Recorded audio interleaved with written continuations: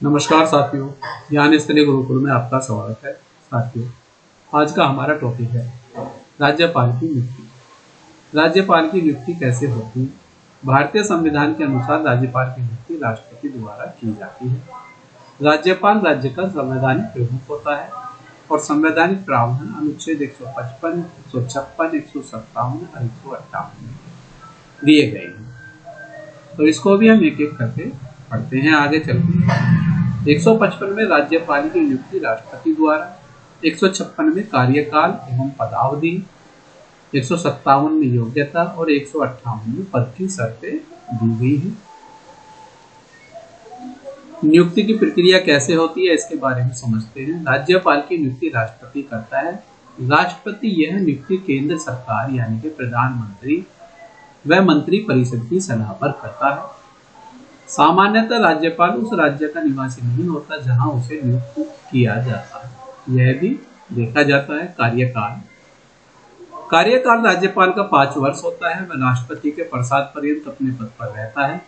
राष्ट्रपति उसके कार्यकाल होने से पूर्व पद से हटा सकता है, लेकिन पद से हटाने से पूर्व प्रधानमंत्री की सिफारिश होती है उसमें, या मुख्यमंत्री जब चाहे प्रधानमंत्री को लिखित में देके राज्यपाल को हटाने की सिफारिश करता है और प्रधानमंत्री को यदि सही लगता है तो राज्यपाल के पद से हटाने की सिफारिश राष्ट्रपति से कर देता है। योग्यता: भारत का नागरिक हो, न्यूनतम आयु 35 वर्ष होनी चाहिए।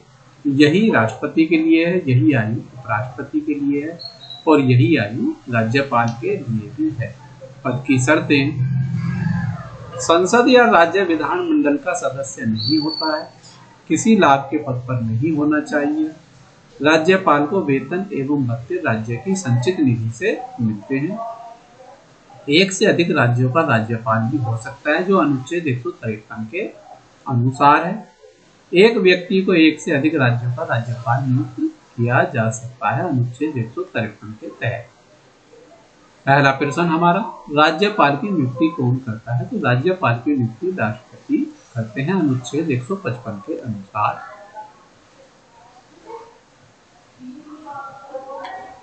राज्यपाल के कार्यकाल की अवधि कितनी होती है? राज्यपाल के कार्यकाल की अवधि 5 वर्ष होती है। यह राष्ट्रपति के प्रसाद पर्यंत अपने पद पर ये रहते हैं।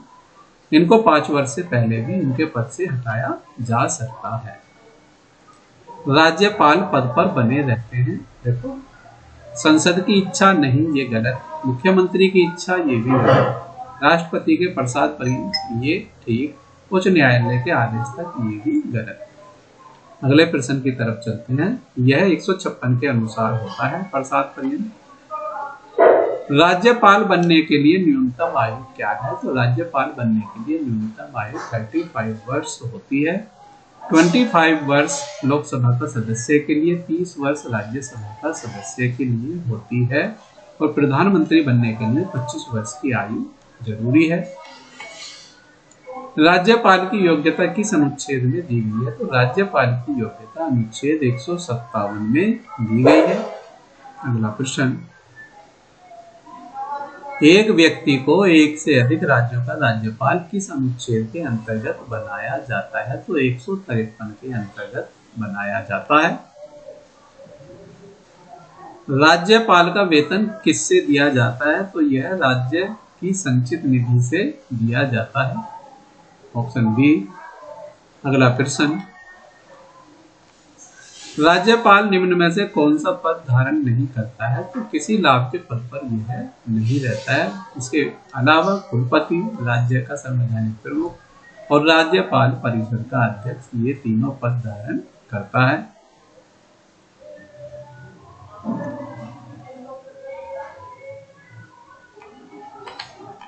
राज्यपाल को पद की शपथ कौन दिलाता है? राज्यपाल को पद की शपथ मुख्य न्यायाधीश दिलाता है, जो राष्ट्रपति के आदेश के अनुसार होती है। राज्यपाल को हटाने की शक्ति किसके पास है? तो राज्यपाल को हटाने की शक्ति राष्ट्रपति के पास होती है। राज्यपाल के पद के लिए शर्तें अनुच्छेद 158 के अनुसार, राज्यपाल संसद या किसी राज्य विधानमंडल का सदस्य नहीं हो सकता है। यदि नियुक्ति के समय वह किसी सदन का सदस्य है तो पद ग्रहण करते ही उसकी सदस्यता समाप्त मानी जाती है। राज्यपाल किसी भी प्रकार का लाभ का पद धारण नहीं करता है। उसे वेतन और भत्ते निवास प्रदान किए जाते हैं। राज्यपाल का वेतन व भत्ते राज्य की संचित निधि से दिए जाते हैं। उसके वेतन व भत्तों के कार्यकाल के दौरान कटौती नहीं की जा सकती है। राज्यपाल की पदावधि अनुच्छेद 156 के अनुसार राज्यपाल का सामान्य कार्यकाल 5 वर्ष होता है। वह राष्ट्रपति के प्रसाद पर्यंत पद पर बना रहता है। राष्ट्रपति राज्यपाल को उसके कार्यकाल की समाप्ति से पहले भी हटा सकता है। कार्यकाल समाप्त होने के बाद भी नया राज्यपाल नियुक्त होने तक वह पद पर बना रह सकता है। इसके बारे में सामान्य जानकारी। राज्यपाल का पद निर्वाचित नहीं बल्कि नियुक्त होता है, इसलिए वह केंद्र और राज्य के बीच संवैधानिक सेतु के रूप में कार्य करता है। राष्ट्रपति के प्रसाद पर्यंत का अर्थ है कि वह व्यवहार में राज्यपाल केंद्र सरकार की सलाह पर कार्य करता है। वेतन में कटौती न होना उसकी स्वतंत्रता और निष्पक्षता सुनिश्चित करता है। संसद या विधानसभा का सदस्य न होना सत्ता के पृथक्करण के सिद्धांत को और ज्यादा मजबूत करता है। आगे चलते हैं।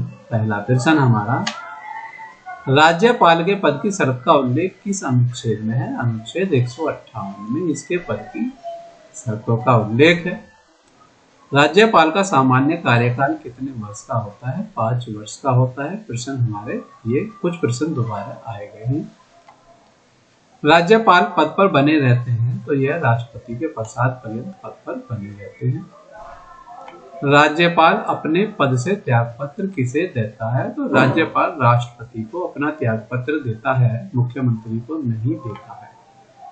राज्यपाल का वेतन किसे दिया जाता है? तो राज्यपाल का वेतन राज्य की संचित निधि से दिया जाता है। राज्यपाल के वेतन व भत्तों के संबंध में सही कथन कौन सा है? तो ऑप्शन बी, कार्यकाल में नहीं घटाए जा सकते हैं। राज्यपाल के वेतन व भत्तों के संबंध में सही कथन कौन सा है? तो ऑप्शन बी, कार्यकाल में नहीं घटाए जा सकते। यह सबसे सही कथन है। अगले प्रश्न की तरफ चलते हैं। राज्यपाल बनने के बाद व्यक्ति, ऑप्शन सी, किसी सदन का सदस्य नहीं रह सकता है। ऑप्शन सी हमारा सही है। अगला प्रश्न, राज्यपाल किस प्रकार का पद धारण नहीं कर सकता है? तो ये लाभ का पद बिल्कुल भी धारण नहीं कर सकता है। नाम मात्र का पद धारण कर सकता है, कार्यकारी पद धारण कर सकता है और संवैधानिक पद को भी धारण कर सकता है। अगला प्रश्न, कार्यकाल समाप्त होने के बाद राज्यपाल पद पर कब तक बना रह सकता है? तो नए राज्यपाल की नियुक्ति तक ये अपने पद पर बना रह सकता है। राज्यपाल को पद से हटाने की शक्ति किसके पास होती है? तो राज्यपाल को पद से हटाने की शक्ति राष्ट्रपति के पास होती है। प्रधानमंत्री की सिफारिश पर राज्यपाल को उसके पद से हटाया जाता है। राज्यपाल की पदावधि का उल्लेख किस अनुच्छेद में है? अनुच्छेद 156 में है। यह ऑप्शन सी। राज्यपाल का पद किस प्रकार का होता है? यह एक संवैधानिक पद है जिसका उल्लेख संविधान में किया गया है। राजनीतिक, निर्वाचित और न्यायिक पद यह नहीं होता है। अगला प्रश्न, राज्यपाल का वेतन किस पर निर्भर करता है? तो यह संविधान पर निर्भर करता है। ऑप्शन सी, संविधान के अनुसार इनको वेतन दिया जाता है। राज्यपाल के वेतन में कटौती कब की जा सकती है? तो कटौती कभी भी नहीं हो सकती है। ऑप्शन सी, आपातकाल में, राष्ट्रपति शासन में, विधानसभा प्रस्ताव में, ये तीनों गलत हैं। अगले प्रश्न, राज्यपाल पद की शर्तों का मुख्य उद्देश्य क्या है? निष्पक्षता व स्वतंत्रता सुनिश्चित करना इसका मुख्य उद्देश्य होता है। कार्यकारी शक्तियां राज्यपाल की, राज्य की समस्त कार्यकारी शक्ति राज्यपाल के नाम से संचालित होती है। मुख्यमंत्री की नियुक्ति करता है तथा मुख्यमंत्री की सलाह पर अन्य मंत्रियों की नियुक्ति राज्यपाल करता है। मंत्री परिषद को पद और गोपनीयता की शपथ दिलाता है। राज्य में महाधिवक्ता एडवोकेट जनरल की नियुक्ति भी राज्यपाल के द्वारा की जाती है। राज्य लोक सेवा आयोग के अध्यक्ष व सदस्यों की नियुक्ति भी मुख्यमंत्री की सलाह पर राज्यपाल द्वारा की जाती है। राज्य के प्रशासन से संबंधित रिपोर्ट राष्ट्रपति को ये भेजते हैं। विधायी शक्ति में राज्य विधानमंडल का अभिन्न अंग होता है। विधानसभा के सत्र को बुलाने, स्थगित करने और भंग करने की शक्ति उनके पास होती है, लेकिन मुख्यमंत्री की सलाह के अनुसार। विधानसभा चुनाव के बाद पहले सत्र को ये संबोधित करते हैं, विधेयकों पर स्वीकृति देते हैं और विधेयक को पुनर्विचार लौटा सकते हैं, लेकिन धन विधेयक को नहीं लौटा सकते हैं। यही स्थिति राष्ट्रपति की और यही स्थिति राज्यपाल की।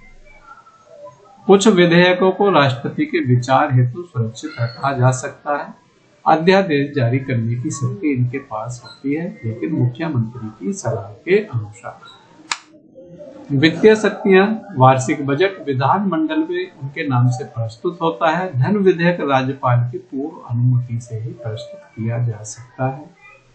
आकस्मिक निधि से व्यय की अनुमति देता है। वित्त आयोग की रिपोर्ट राज्य निर्वाचन में प्रस्तुत ये करते हैं। न्यायिक शक्तियां भी इनके पास होती हैं। जिला न्यायाधीशों की नियुक्ति में इनकी भूमिका होती है। अपराधियों को क्षमा, दया, लघु करण या निलंबन की शक्ति इनके पास होती है। उच्च न्यायालय के न्यायाधीश की नियुक्ति में भी ये परामर्श देते हैं। क्षमा में मृत्यु दंड को छोड़कर बाकी चीजों में क्षमादान की शक्ति इनके पास है। मृत्यु दंड में राष्ट्रपति के पास यह शक्ति होती है। आपातकालीन शक्तियां, यदि राज्य में संवैधानिक व्यवस्था विफल हो जाए तो राष्ट्रपति शासन की सिफारिश मुख्यमंत्री करते हैं। राष्ट्रपति शासन के दौरान राज्य की कार्यकारी शक्तियां उनके माध्यम से संचालित होती हैं। केंद्र सरकार के हाथ में सारी व्यवस्था होती है। विवेकाधीन शक्तियां, जब किसी दल को स्पष्ट बहुमत न हो तो मुख्यमंत्री की नियुक्ति अपने विवेक से करते हैं। सरकार के विरुद्ध बहुमत संदेह होने पर मुख्यमंत्री से विश्वास मत कह सकते हैं। राष्ट्रपति के विचार हेतु विधेयक सुरक्षित रखना और राष्ट्रपति शासन की सिफारिश करना इनके विवेकाधीन शक्तियां हैं। यद्यपि राज्यपाल के पास व्यापक शक्तियां हैं, परंतु व्यवहार में मंत्री परिषद की सलाह पर ही कार्य करते हैं। उसकी विवेकाधीन शक्तियां सीमित हैं और विशेष परिस्थितियों में ही उपयोग की जाती है। राज्यपाल केंद्र और राज्य के बीच संवैधानिक सेतु की भूमिका निभाता है। पहला प्रश्न,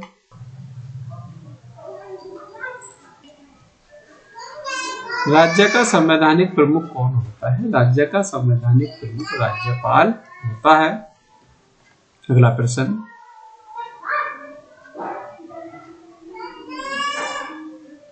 मुख्यमंत्री की नियुक्ति कौन करता है? मुख्यमंत्री की नियुक्ति राज्यपाल द्वारा की जाती है। बिल्कुल वही प्रक्रिया होती है जैसे केंद्र में राष्ट्रपति करते हैं, वैसे ही स्टेट में राज्यपाल करते हैं। राज्य विधानमंडल का अभिन्न अंग कौन होता है? तो ये राज्यपाल होते हैं। राज्यपाल को अध्यादेश जारी करने की शक्ति किस अनुच्छेद के अंतर्गत है? अनुच्छेद 213 के अंतर्गत यह होती है। धन विधेयक राज्य विधानसभा में किसकी पूर्व अनुमति से प्रस्तुत किया जाता है? तो यह राज्यपाल की पूर्व अनुमति से किया जाता है। राज्यपाल द्वारा विधेयक को राष्ट्रपति के विचार हेतु सुरक्षित करने की शक्ति किससे संबंधित है? तो यह विधायी शक्ति से संबंधित है। Option D. अपराधियों को क्षमा, दया, लघुकरण की शक्ति शक्ति राज्यपाल को किस रूप में प्राप्त है? तो ये न्यायिक रूप में प्राप्त होती है इनको। राष्ट्रपति शासन लगाने की सिफारिश कौन करता है? राष्ट्रपति शासन लगाने की सिफारिश राज्यपाल राष्ट्रपति से करता है। जब किसी दल को स्पष्ट बहुमत न हो तो तब मुख्यमंत्री की नियुक्ति कौन करता है? तब भी राज्यपाल द्वारा ही मुख्यमंत्री की नियुक्ति राज्य में की जाती है। अगला प्रश्न, राज्यपाल सामान्यतः अपनी शक्तियों का प्रयोग किसकी सलाह पर करता है? तो ये मंत्री परिषद की सलाह पर अपनी शक्तियों का प्रयोग करता है। साथियों, इसी के साथ आज का हमारा यह टॉपिक राज्यपाल की नियुक्ति पूरा होता है। बहुविकल्पीय प्रश्नों के माध्यम से हमने सारी चीजों को समझने की कोशिश की है। इसके बाद भी यदि कोई आपकी समस्या बनी हुई है तो आप डिस्क्रिप्शन बॉक्स में पढ़ सकते हैं। यदि फिर भी आपकी समस्या का समाधान नहीं होता है तो कमेंट बॉक्स में हमें लिखकर भेज सकते हैं।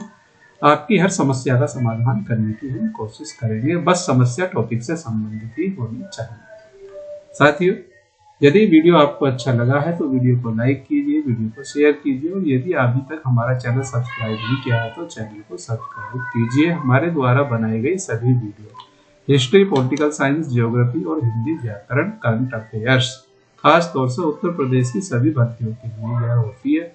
उत्तर प्रदेश की भर्तियों के साथ साथ SSC, CGL आदि के लिए भी यह बहुत ही उपयोगी होती हैं। तो आप वीडियो को देखना न भूलें और आगामी परीक्षाओं के लिए इनसे भरपूर लाभ उठाएं। मिलते हैं नई वीडियो के साथ, तब तक के लिए जय हिंद, जय भारत, धन्यवाद साथियों।